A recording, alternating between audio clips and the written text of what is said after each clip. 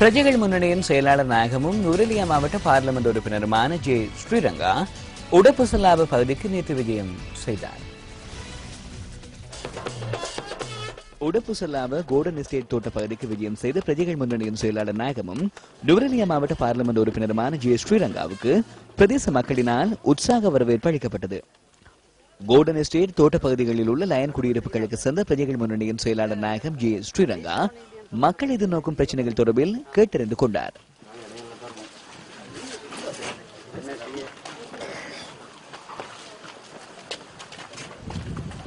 எவ்வளவு நாளை கிடைக்க சம்பாதிக்கும்?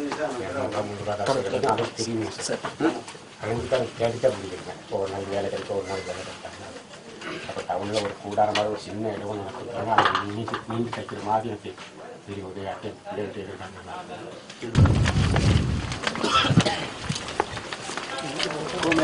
இதன்போது மக்கள் தமது பிரச்சனைகள் தொடர்பில் நுவரெலியா மாவட்ட பார்லிமெண்ட் உறுப்பினர் ஜே ஸ்ரீரங்காவிடம் தெளிவுபடுத்தினர்.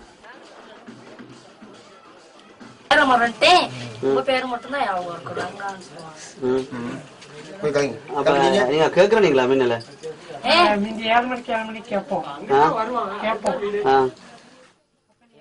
அதனை அடுத்து ஜே ஸ்ரீரங்கா கோல்டன் கோவிலில் சமய வழிபாடுகளில் ஈடுபட்டார்.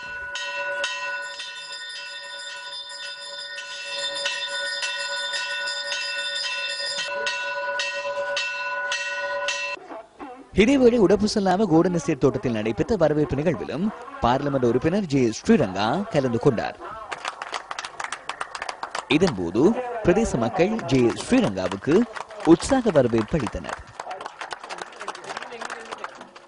இங்குள்ள வாழ்வாதார பிரச்சனை, பாடசாலை பிள்ளைகளின் பிரச்சனை, ஆசிரியர் பிரச்சனை, அபிவிருத்தி தோட்ட அபிவிருத்தியின் பிரச்சனை பற்றி ஆராய்வதற்காக நாம் இங்கு அவரை அழைத்திருக்கின்றோம்.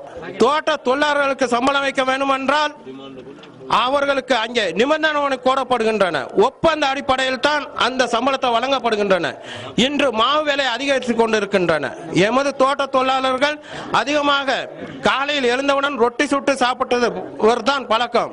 இன்று ஒரு இன்று என்ன சொல்லுகிறார்கள் என்றால் மாவுக்கு அரிசி மாவு வாங்கி ரொட்டி சுட்டு கொண்டு போக வேண்டும் என்று. நான் இங்கு ஒரு அம்மாவை கூப்பிட்டு கேட்கின்றேன், அதாவது அரிசி மாவுல மட்டும் தனியா ரொட்டி சுட முடியுமா? முடியாது. அதுக்கு மாவு கலந்தா தான் அந்த ரொட்டியை சுட முடியும். அரிசி மாவுல மட்டும் தனியா ரொட்டி சுட முடியாது. இன்னைக்கு அரிசி மாவு 75 ரூபா, கோதுமை மாவு 80 ரூபா. எங்க போய் நாங்க சொல்லுவது?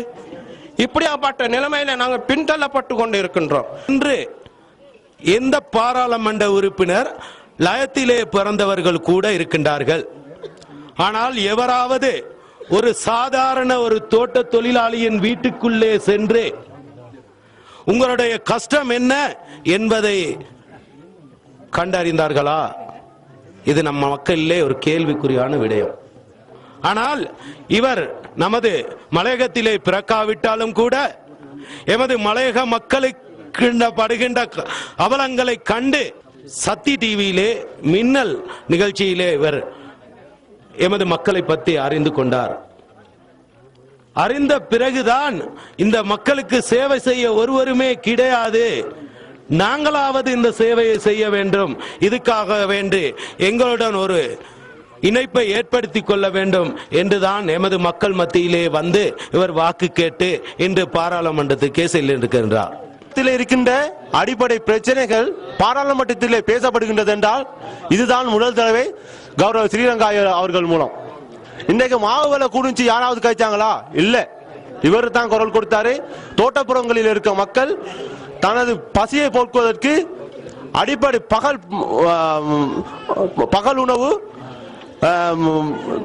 10 மணிக்கு எடுத்துட்டு போற சாப்பாடெல்லாம் இந்த ரொட்டி தான்.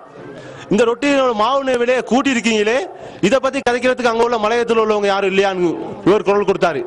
அப்பொழுது நாங்க டிவியில பார்த்தோம், எங்களுக்கு சரியான சந்தோஷமா இருந்துச்சு. நமக்காக இந்த மாதிரியான குரல்களை கொடுக்கறதுக்கு ஒரு பார்லிமெண்ட் போனதுக்காக